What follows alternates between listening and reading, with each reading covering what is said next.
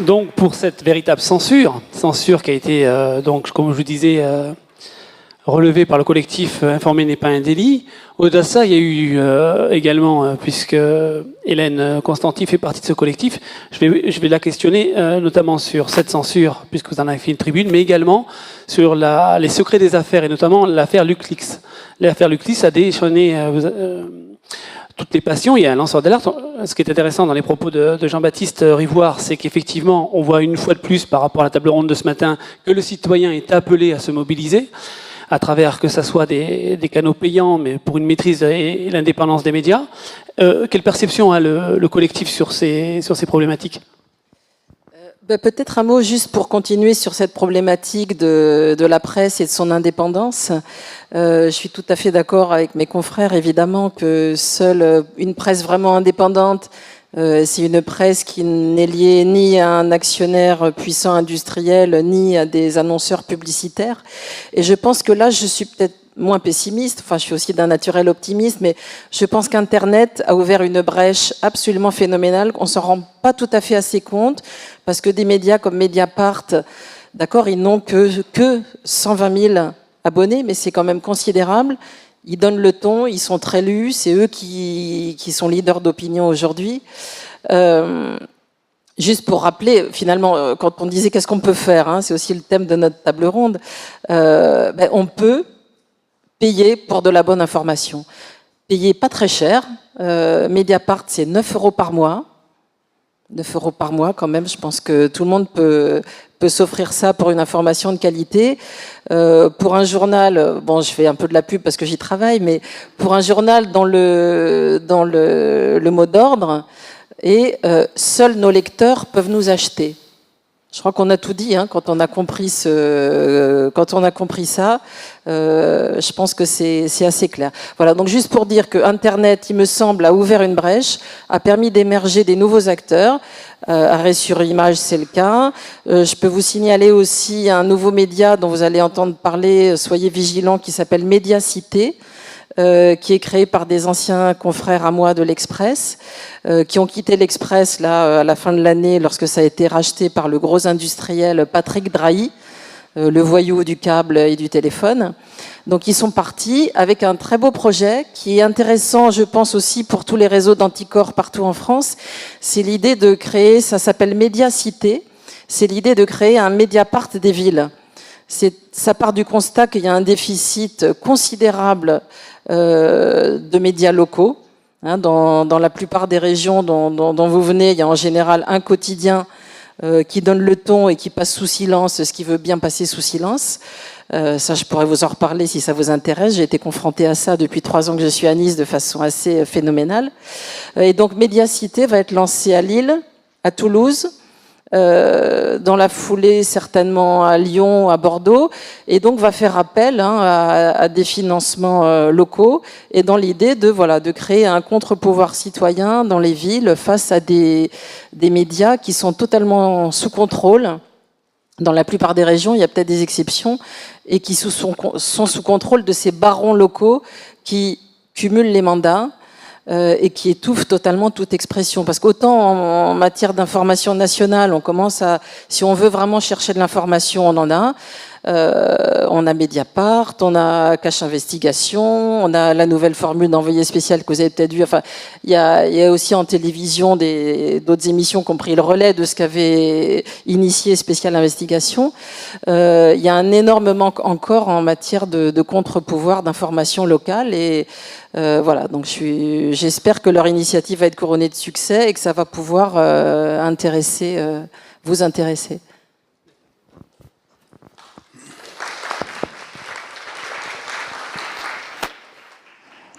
Alors, je voudrais réagir à tout ça, mais d'abord, je voudrais faire un tout petit point, puisque je crois qu'on est ici devant une association qui s'appelle Anticorps, enfin, si on m'a bien renseigné, et une association dont une des vertus cardinales est la transparence. C'est bien ça, la recherche de la transparence, la valorisation de la transparence. Bon, je voudrais peut-être faire juste des petits sous-titres à ce qui vient d'être dit par mes 3 camarades et confrères présents sur cette scène. Alors, ce qu'il faut savoir, c'est que Bruno Gassio, qui vient de nous parler, là, au jour d'aujourd'hui, il est encore salarié de Canal+. Tu es encore salarié de Canal. C'est-à-dire que Bruno Gassio, il est là. Voilà. C'est-à-dire qu'il est dans le viseur d'un fusil et le doigt sur la gâchette du fusil. Il y a un type qui s'appelle Vincent Bolloré. Et dès que Bruno va dire un mot qui va permettre à Bolloré de l'ajuster, Bolloré ne le rattrape pas. Donc il faut juste savoir, parce que la première intervention de Bruno était un peu, je ne sais pas si vous avez tout compris, vous, mais moi pas tout.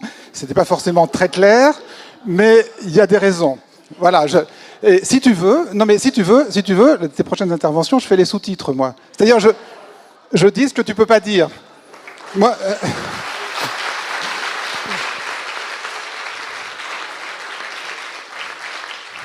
Moi, ça me dérange pas, puisque Bolloré, il m'a pas repéré, je suis dans un coin, donc. Voilà, donc c'est une démonstration. Non, mais je soulignais donc cette démonstration. Alors, Jean-Baptiste, c'est un cas un peu particulier, puisque lui aussi, il est encore salarié de Canal, mais il a eu la présence d'esprit de se faire élire représentant du personnel, donc il est relativement.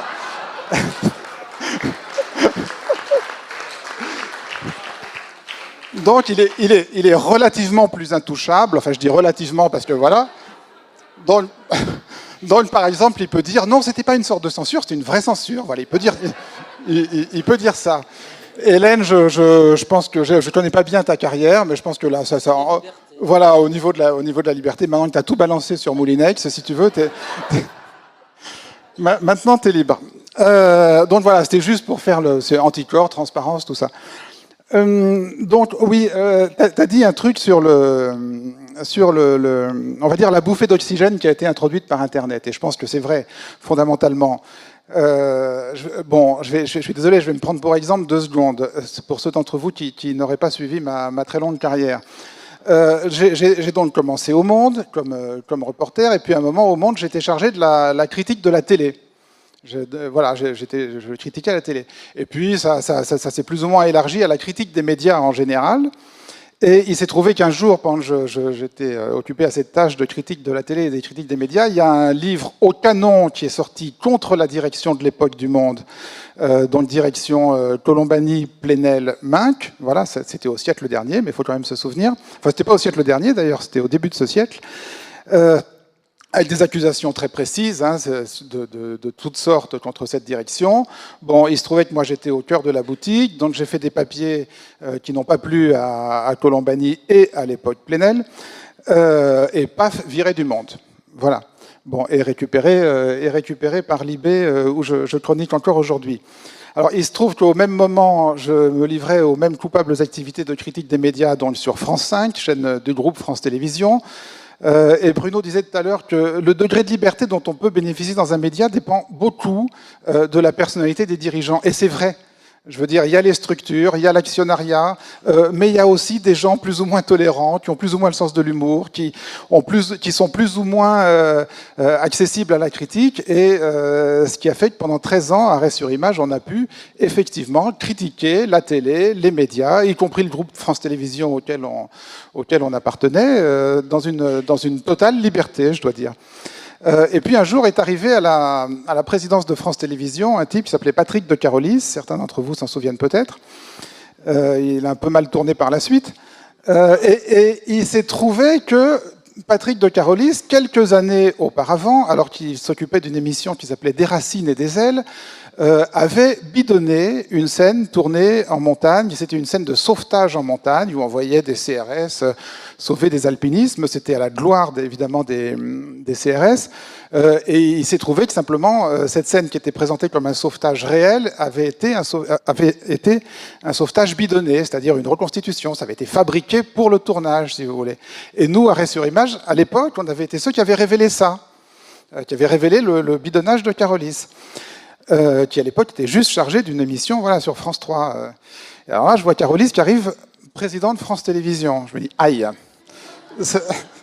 Je me dis, aïe, ça sent pas super. Et à l'époque, en même temps que la présentation d'Arrêt sur Image, j'avais ouvert un blog. C'était l'époque où commençaient les blogs. Je trouvais ça super intéressant, rigolo.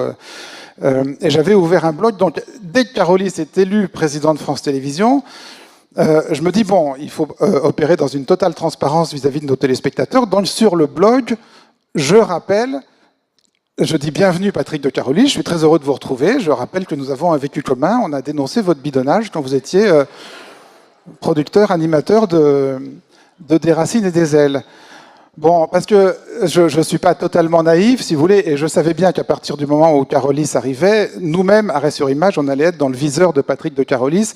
Et donc, tant qu'à être exécuté, je préférais qu'on soit exécuté en pleine lumière que dans un coin sombre. Ce qui n'a pas manqué un an plus tard, au changement de grille, paf, on a été viré de France Télévisions.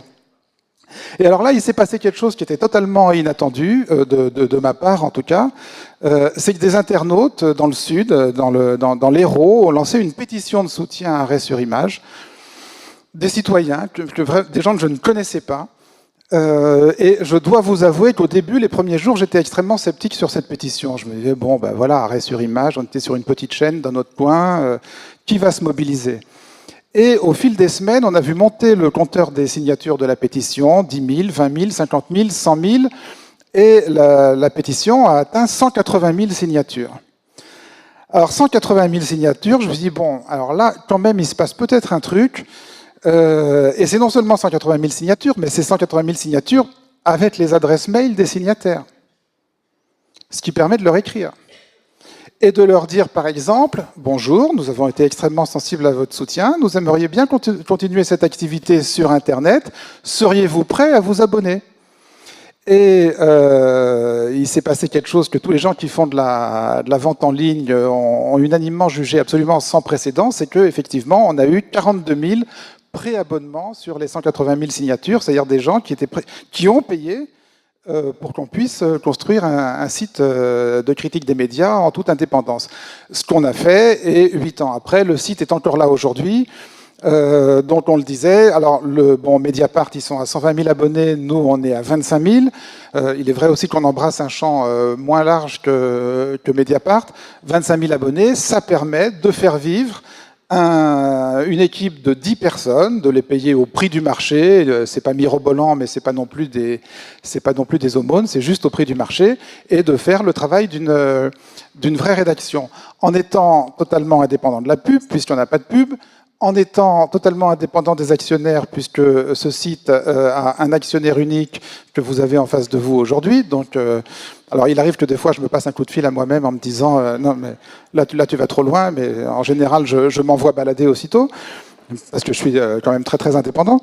Et en étant aussi, d'ailleurs, ça a été un débat plus compliqué, en étant aussi indépendant des subventions de toutes sortes, puisque vous savez que les médias, alors les médias traditionnels sont gavés de subventions d'État. Je disais tout à l'heure que leur modèle économique c'est la pub, mais c'est pas seulement la pub, c'est aussi les subventions qui reçoivent par brassée de millions entiers. Et il y a aussi plein d'autres solutions. Maintenant, les médias en ligne peuvent être subventionnés par Google, qui a lâché 3 cacahuètes à la presse en ligne qui venait les chagriner sur les droits d'auteur. Mais alors là, on a réfléchi, nous, un peu plus longtemps, puis on s'est dit quand même, non, on n'a pas envie non plus d'avoir ces subventions, ni de l'État, ni de Google. Ce serait de nature à aliéner notre indépendance.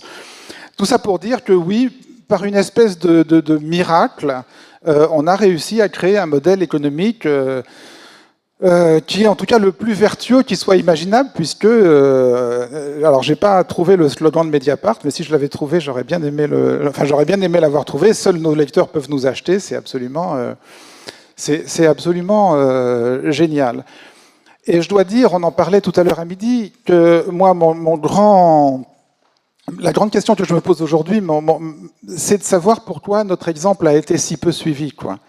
C'est-à-dire, pourquoi la démonstration étant faite par Mediapart et par quelques autres, qu'il était possible, à partir du moment où on fait le choix de l'exigence et de l'indépendance, il était possible d'être soutenu par quand même un public relativement important. Pourquoi davantage de journalistes professionnels n'ont pas tenté ? Alors, il est vrai que ça commence à arriver, ça commence à se faire, il y a des tentatives. Hélène, tu parlais de médias locaux, il y a des tentatives qui émergent, il y a Mars Actu à Marseille, il va y en avoir d'autres, et tant mieux, mais voilà, les voies existent. Alors, Après, si vous voulez, est-ce qu'il suffirait d'avoir une presse formidablement indépendante et vertueuse pour éradiquer la corruption? Je pense que non. Mais ça, ce sera peut-être l'objet d'une intervention future si le sujet vous intéresse.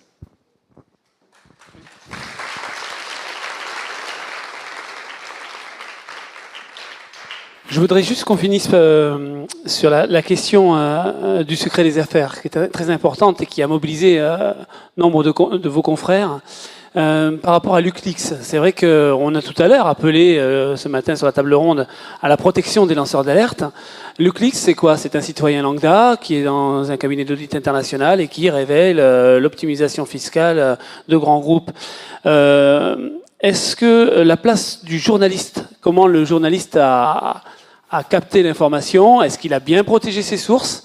Est-ce que le lanceur d'alerte n'a pas échappé à d'autres solutions en termes de protection? La protection de ce journaliste-là, qui a été quand même poursuivi par le Grand-Duché du Luxembourg. Donc je voudrais avoir votre avis sur cette...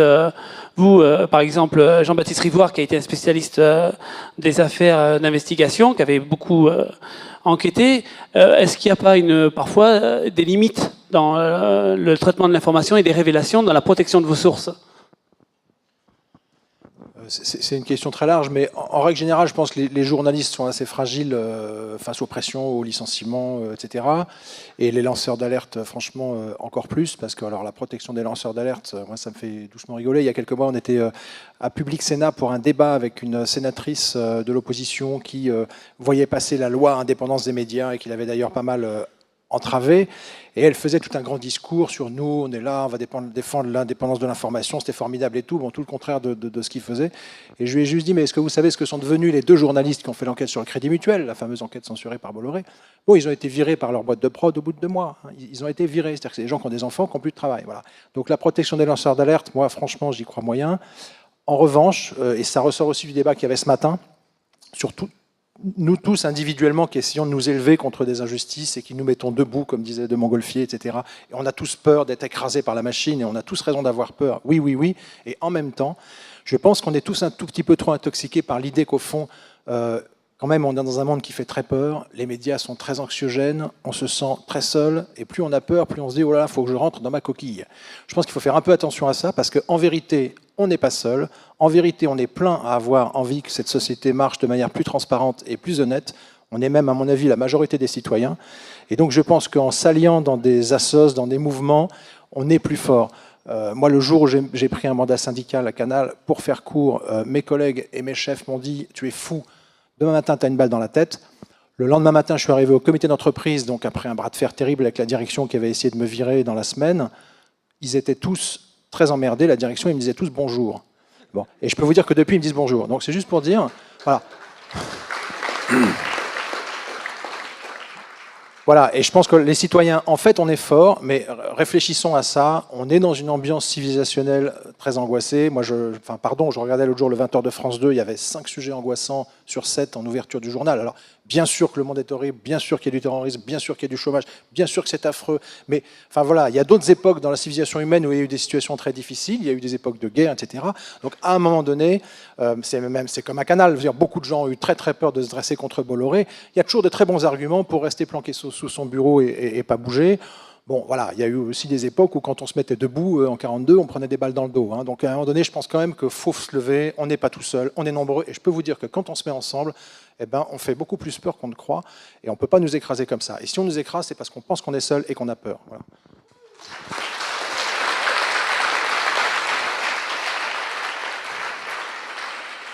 Toujours sur cette thématique, Bruno Gassio, vous qui avez été à l'origine de collectifs citoyens, le collectif Roosevelt ou dernièrement Nouvelle Donne, comment cette perception par rapport aux médias, nous on l'entend Anticor, on a souvent des gens qui disent ouais, tu vas passer par Anticor, comme ça on va pouvoir médiatiser notre affaire, etc. Que font les médias? Pourquoi ils ne bougent pas? Pourquoi ils sélectionnent leurs sujets? Bref, est-ce que vous pouvez, quelle est la place, vous qui avez été dans des collectifs citoyens, en plus d'avoir essayé de par l'humour, nous éclairer nos esprits dans les Guignols, bon, quand même pas mal évolué par rapport à votre époque.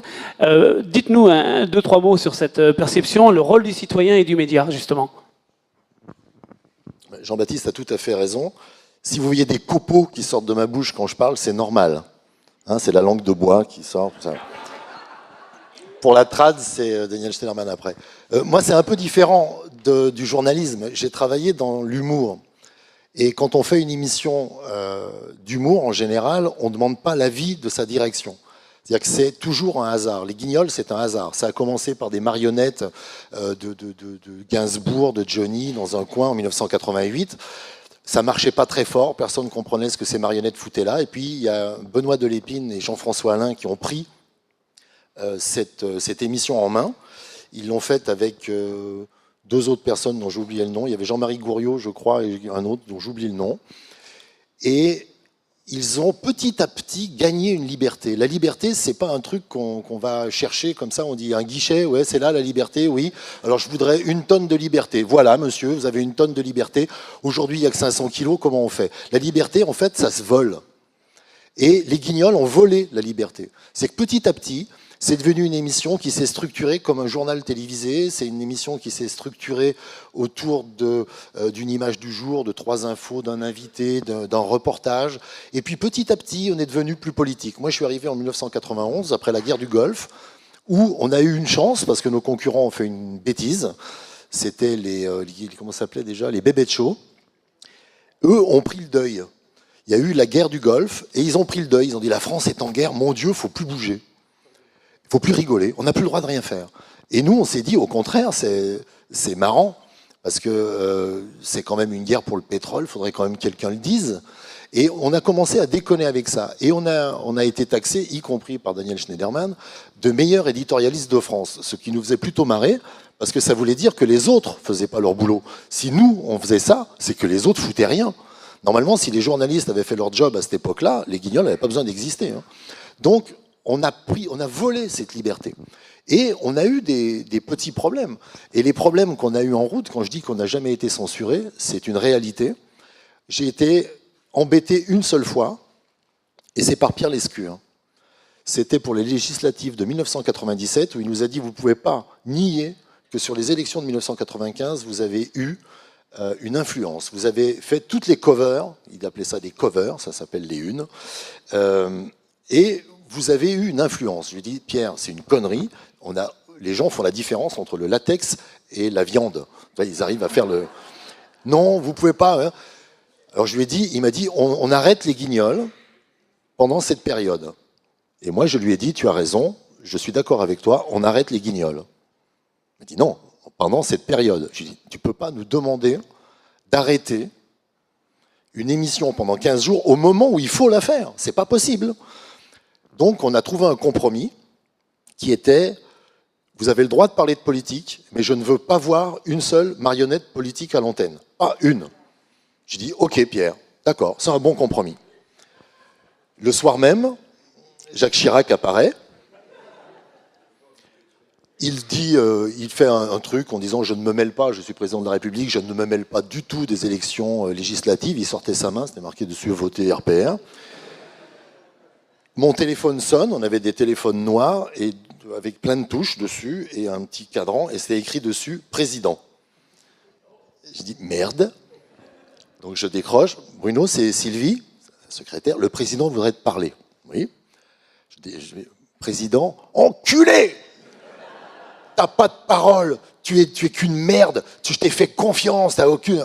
Je dis mais pourquoi tu me dis ça, Pierre? C'est pas un homme politique, c'est le président de la République. Il n'a pas, juridiquement, constitutionnellement, il ne peut pas se mêler d'élections. Il est président de tous les Français, ça n'a rien à voir. Là, il y a eu un blanc de 3 secondes. Enculé. Il a raccroché. Le lendemain, je vous raconte ça, c'est pas uniquement pour l'anecdote, c'est pour vous dire comment on gagne de la liberté.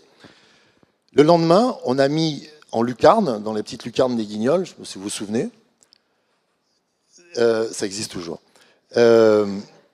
sous une forme différente, mais ça existe. On a mis De Greff, qui était le directeur des programmes, et Lescure. Et on a mis un synthé, les nouveaux auteurs des Guignols.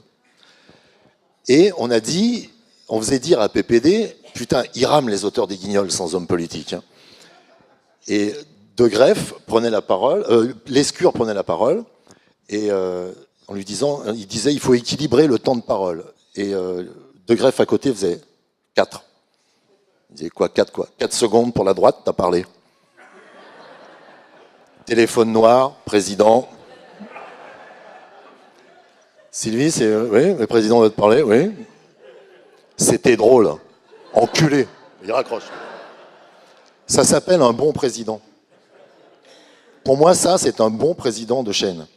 Parce qu'on a joué tous les deux au con. Lui, il joue au con en me disant « je veux pas d'homme politique ». Nous, on a joué au con, on a dit « c'est pas un homme politique ». Ce qui est la réalité, c'est le président de la France. Il n'a pas pu aller contre ça, mais il n'a jamais rien censuré.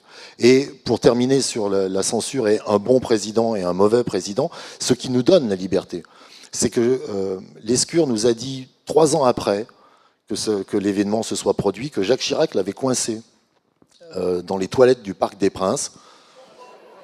Il l'a pris par le col, il l'a collé au mur physiquement en lui disant « Vos Guignols, c'est une entreprise baladurienne de démolition et je vous ferai payer ça ». Et il nous l'a dit 3 ans après. Il aurait pu venir nous voir tout de suite en disant « Ouh là là, il faut arrêter, il faut arrêter ». 3 ans après, il a gardé ça pour lui. Pour moi, c'est un bon président. C'est quelqu'un qui subit des pressions. Je pense que tous les journalistes et tous les présidents de tous les journaux en subissent. Et c'est presque logique. Quand on dit que Sarkozy passe son temps à téléphoner aux présidents de journaux, oui, s'il a besoin de se plaindre, oui, je suis pas content. Mais lui, il a le droit de le faire, ça. Il a le droit de dire qu'il n'est pas content. Par contre, le directeur du journal, il doit dire « oui, j'ai entendu ». Il raccroche. Et il dit rien à ses journalistes pour qu'ils puissent continuer à faire leur travail normalement. Si tous les matins, on a quelqu'un qui vient nous dire « j'ai eu machin au téléphone, il n'est pas content », ça s'appelle une censure molle. C'est-à-dire qu'on ne vous interdit rien, on vous dit juste « si tu continues, ça va mal se finir, hein, tes conneries ». Donc c'est une façon de... La liberté, il n'y a pas de guichet, donc il faut y aller, il faut la prendre, et il faut la voler. Et comme aujourd'hui c'est difficile, puisque les grands groupes tiennent à peu près tout, le moyen de voler cette liberté, c'est de faire ce qu'on fait ici, c'est d'aller chez Anticor, c'est d'aller dans d'autres associations, c'est de se regrouper, parce que Jean-Baptiste a raison, quand on est nombreux, ils ont peur. Ce qui leur fait peur, c'est la masse. Plus on est nombreux, plus ils ont les jetons, parce qu'ils ne peuvent pas tout acheter, sauf s'ils y mettent vraiment cher, parce que là, même là, ça coûterait du pognon. Si on vous file 10 000 balles à chacun...